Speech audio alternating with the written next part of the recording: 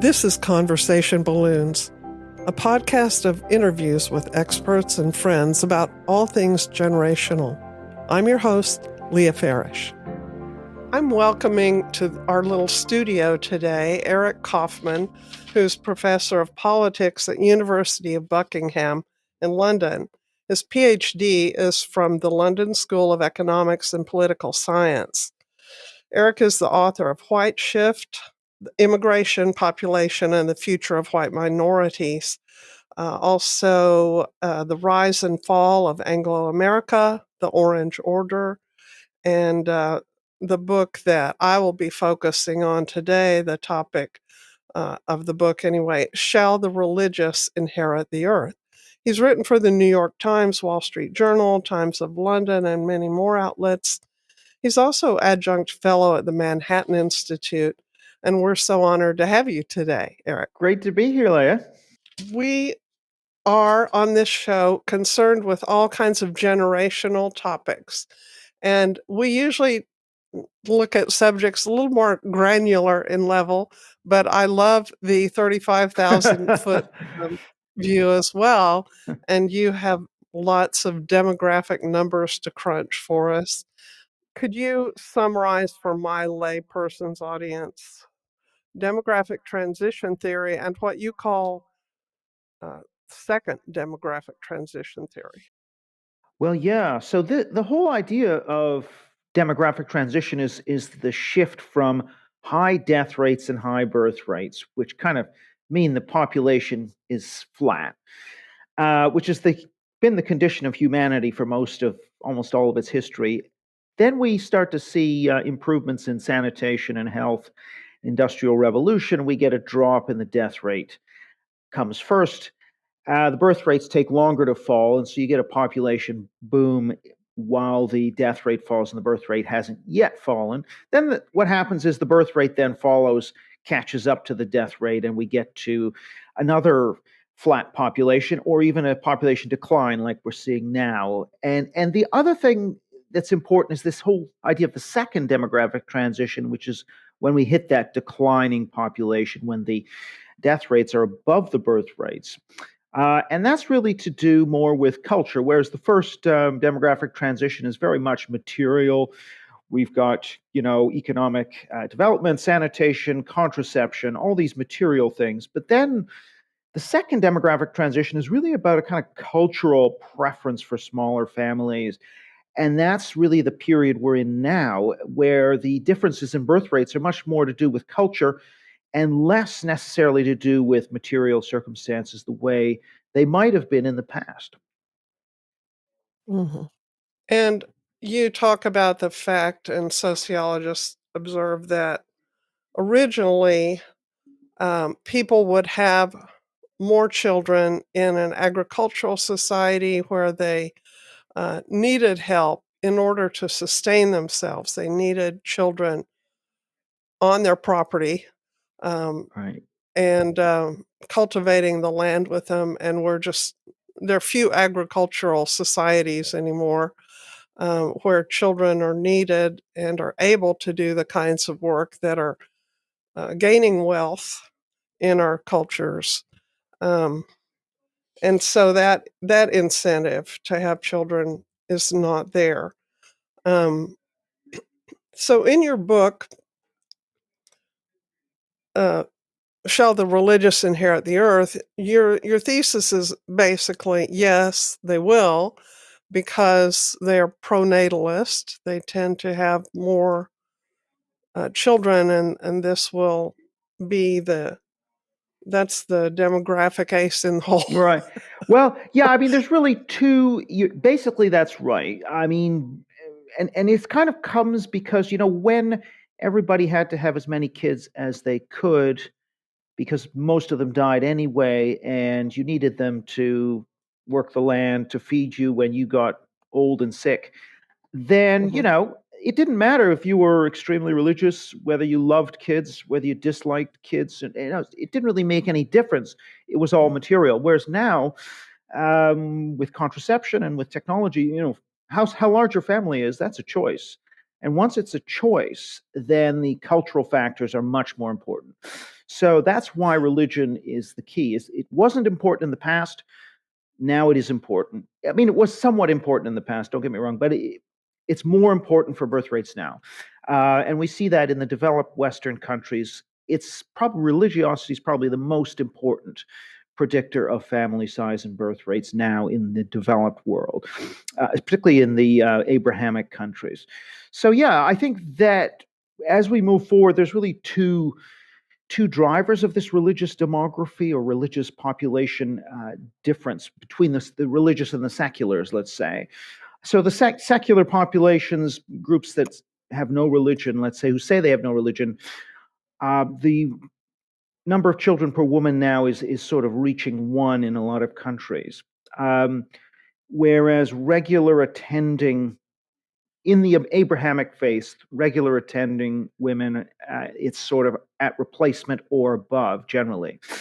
So that's actually quite a big gap now that's opening up between religious and secular. And we see that also globally. So the most secular parts of the world are East Asia, Europe, and increasingly the Americas. But parts of the Americas, particularly North America, is becoming more like that. And what you see are very low birth rates there, whereas almost all of the world's population growth is taking place in a belt, the sort of tropical global south that's sort of 95% religious.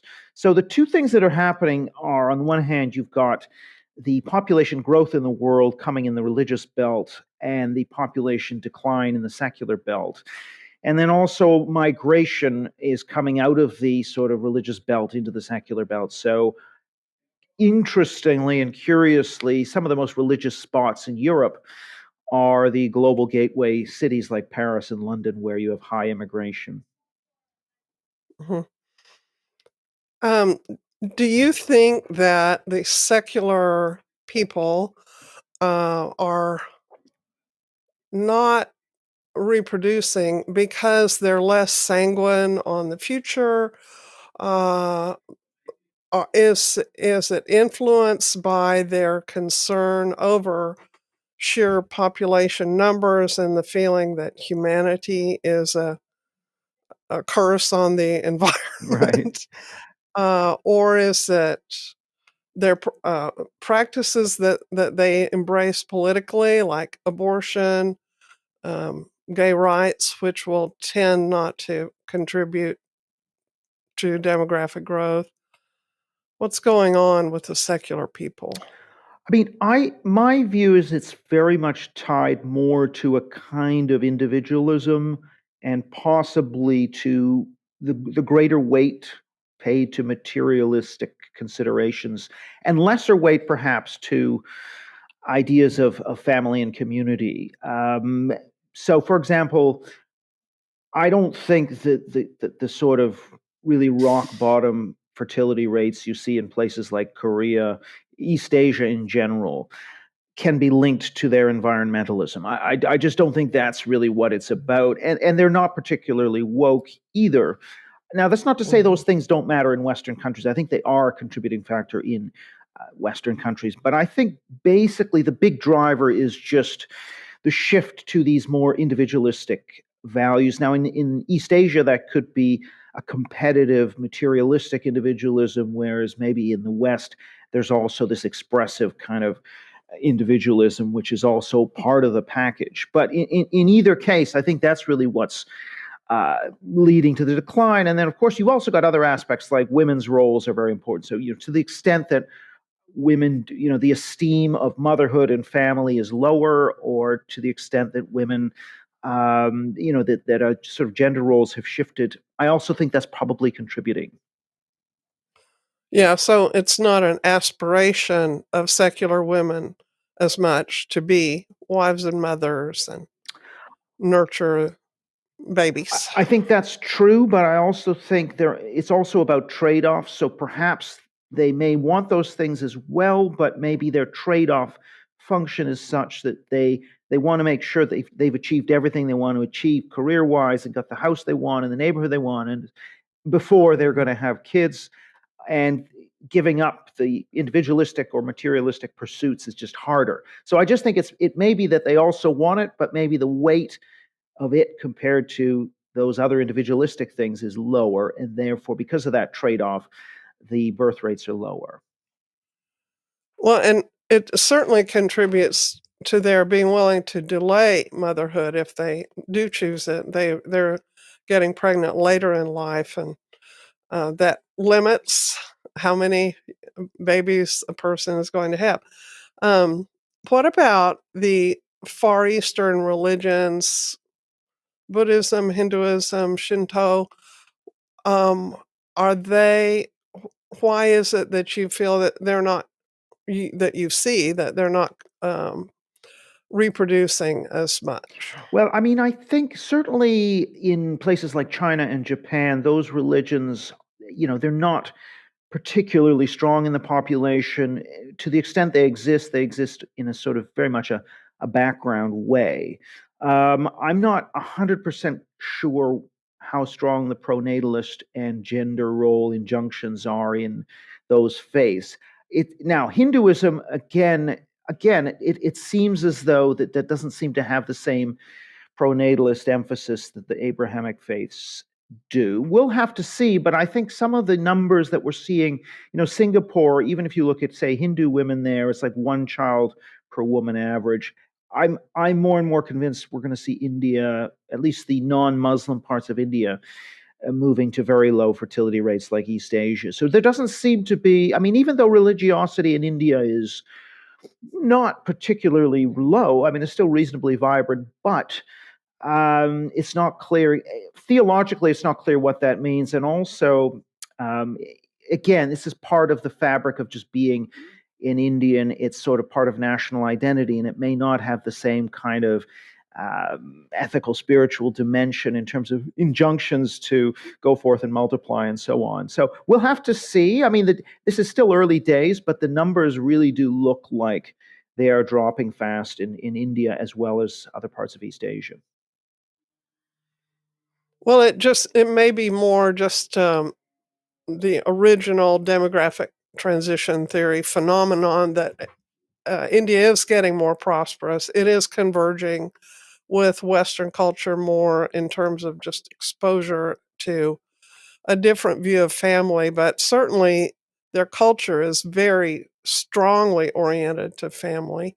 I'm wondering if there's any reverberation in the belief in reincarnation that somehow affects one's view about reproducing. Whether that suppresses that somehow, I don't know. It seems doubtful because historically they have reproduced heavily. You don't get to 1 billion people by Right. not having babies. True, but you Um, have some of these countries, societies like Italy, where very very much people would comment on how family oriented and child oriented they are, and yet these are some of the places where you see the biggest lowest fertility, and so I think yeah, places can they're they can change very quickly, particularly Catholic countries, but maybe Hindu societies too. mm. It's interesting that you said that. So it's mostly um, materialism that is orienting secular people to um, postponing children or making other choices. And yet, you've observed that where nations want to encourage fertility, like in Russia and possibly even China, the materialist incentives are not working to um, motivate those secular people to have more children. Well, I think I wouldn't say that they have had no effect. I mean, I think what tends to happen is you get a little bump when these things are introduced, and then it fades. Now, there are some that say you just have to keep tweaking the incentives and telling the population about them, and if you keep doing that, then you can keep it. Now, Russia, I think it managed to raise it a few points, like say 1.3 up to 1.65, and I think there is some success, but it's not going to be the silver bullet. It'll maybe in some countries give a little bit, but a lot of countries have seen no consistent results from these sorts of policies. Those gains in Russia may be wiped out by the war with Right. Ukraine. Yes. Yeah. Unfortunately, And that's that's true. a tragic, consequence of engaging in war, but it certainly does. That leads me to talking about something that we talk about in church growth. You you have to not only attract people, but you have to close the back door. Um, so we're having, and one reason I wanted to talk to you, even though your book has been out 14 years or so, I wanted to update and see if you were finding that, like, the excess death we're seeing. I think it was 30,000 in the UK last year. Excess meaning more than actuaries would predict. Um, and defection from religion. Um, Human papilloma virus, I think, is a huge thing, which leads to sterility and which is at epidemic proportions in many Western countries. Are those challenging your optimism or your prediction that religious people will sustain growth in the future? Um, no, no, not really. I mean, I just think all of the mortality stuff is generally dwarfed by the fertility dynamics, and I'm not convinced this is primarily chemical or has to do with health. I mean, I just think it's fundamentally about culture and about orientations towards family and reproduction. You can also see by the way that certain events, you mentioned war, Israel, the secular Jews in Israel have about a 2.2, so they got a replacement birth rate there. Just the seculars. Now, of course, the religious Jews have a much higher birth rate, but and likewise in Gaza, for example, if you take Gaza, again, quite high birth rates, higher than the West Bank, which in turn is higher than surrounding Arab countries. And the Jewish birth rate likewise higher than the diaspora Jewish birth rate. So there is certainly something in terms of nationalist mobilization that also can boost the birth rate along with religion. I mean, I should mention, by the way, too, that the other factor I talk about in my book is not just the kind of global migration driving religion, but also the sects which retain. So strict religion, the stricter the religion, generally, the higher the retention of the children, the lower the defection, and generally the higher the fertility. And so what we have at the extreme are groups like the ultra orthodox, the Hasidic Jews, the Amish, and the Hutterites, and these groups which are closed off to the modern world in a very large way, have very high birth rates and high retention rates, and that generation after generation is the sort of seems to be the formula for the most rapid growth. So these are all very fast growing. The Amish, I think, I think we can maybe 1900 there were 5,000, and it's now in the hundreds of thousands. And really, it's a doubling time of 25, 30 years, especially when the surrounding population's birth rates have dropped so much. The differential between 5 and 4 kids per woman is a lot lower than the differential between, let's say, even 3 and 1. So with everyone else falling, these religious outliers really become, their share of the population starts to rise exponentially.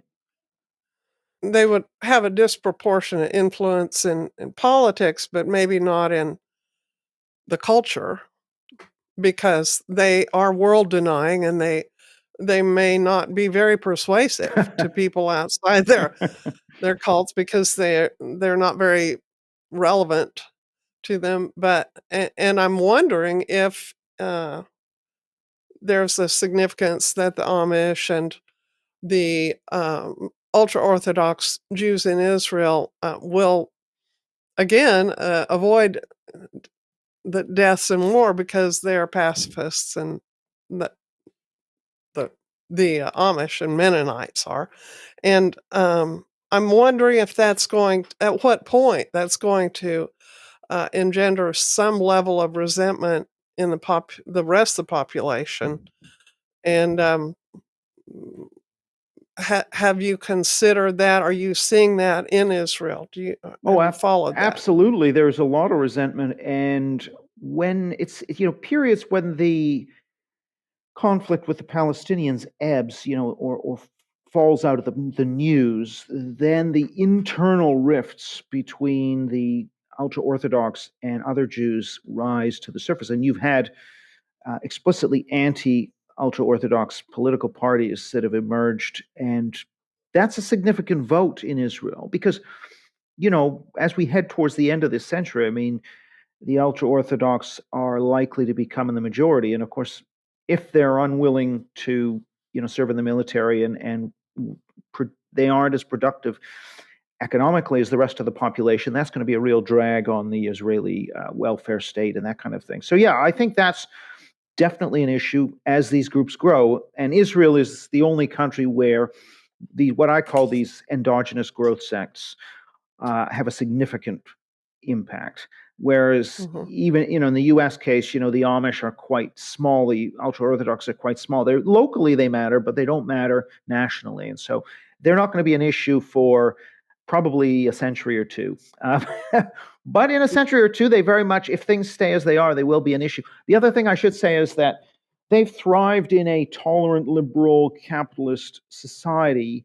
These groups don't thrive in an authoritarian society. So the sort of more conservative Orthodox Jews were much easier targets for the Nazis, for example, whereas the more secular or modern Jews were more easily able to melt in and escape. And so it just depends on the environment. But in a kind of tolerant, liberal environment, I do think these sects have hit on a formula which is probably the most successful for growth in numbers, because once you open yourself up to trying to convert people, you also open your back. It's hard to open the front door without opening the back door.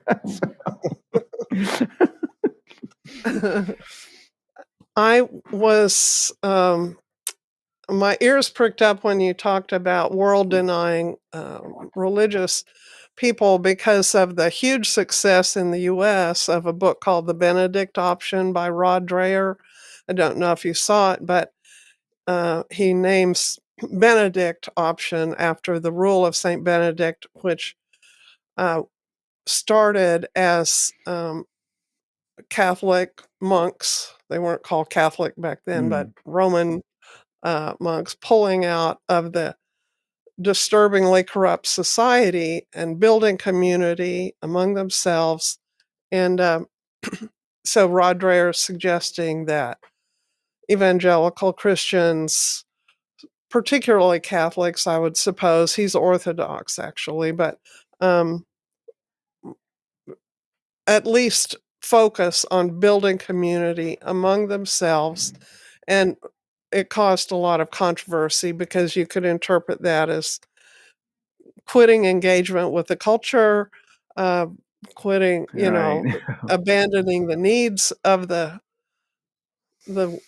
outside world. And I wonder if those kinds of communities, some of which have sprung up, including a community from which our Supreme Court Justice Amy Coney Barrett, uh, where she lived for a good while, and I'm wondering if those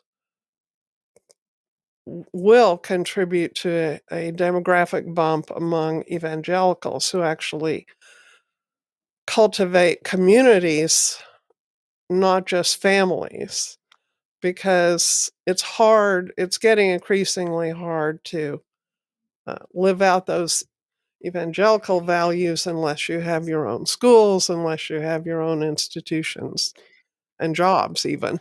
Yeah, well, I mean, there's been work on the kind of quiverful movement and the kind of neo-Calvinist, and I wrote a bit about that in my book. And I haven't 100% kept up with what's happened there, but yes, I mean, this idea of retreating from the world, of course, that's a sort of long theme in religion. This idea of quietism, retreat, and to the extent such groups have a higher fertility rate, they're going to actually, they're going to expand. Now, so that's one possibility is that you have this retreat from the world. Right now, this is not a significant share of the population, despite the rise in homeschooling. I mean, there are many reasons for homeschooling, which some of which actually have to do with religion, but a lot of which have to do with just what's being taught in public schools. And so I'm not sure that how large a trend that will be, but I mean, there are other trends that are kind of worth watching. I mean, one is if the share of the US, let's take the US, its share of the US population that says it's Christian continues to decline. However, if saying you are Christian rather than no religion, these are two groups that are relatively equal sized amongst young Americans.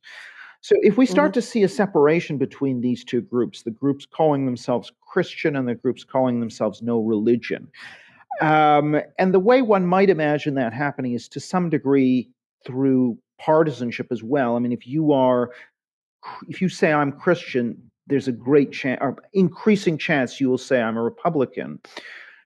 And when you've now got strong, I won't say prescriptions, but increasingly it's tricky, these pairing and dating and mating across the partisan divide. And maybe, so if these populations become more separated, we already know there's a significant birth rate differential. And so it's not inconceivable that longer term we could start to see two populations, not totally separated, but more separated than they've been in the past. And there you would then start to move towards an Israel-style dynamic where over time the Christian share will increase as a proportion of the total population. Yeah, I've followed Justice Roberts, Chief Justice Roberts in the U.S. Theory, the pattern of his decisions, where he is in the majority and where he's not, and I detected something that I think may be shifting now that there's a bigger conservative majority, but his philosophy seems to be to throw crumbs to free exercise, but rule in favor of all those who broadly are changing the culture away from Christianity. So he will give this granular ruling in favor of the Little Sisters of Charity or something, but will not strike down the big, broad cultural